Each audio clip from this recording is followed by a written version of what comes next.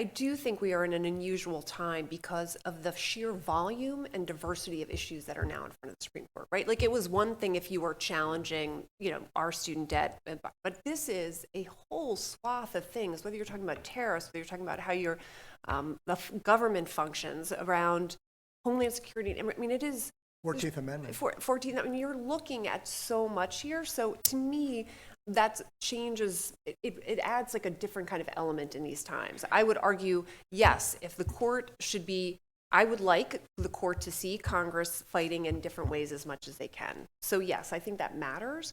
But I do think here we're in an unusual position where there's just the sheer scope of this and kind of what that means. And I think that this, I mean, Lord knows there's a whole industry of very, very smart lawyers sort of watching and predicting and know the Supreme Court so well. That is not my camp.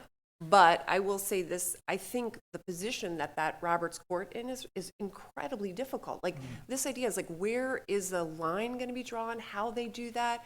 What are the zones that they say, yes, this is, whether it's around the firings, that has been something where the court seems to have signaled to give the president those kind of powers that he's exercising. So to me, that this feels very dicey to me.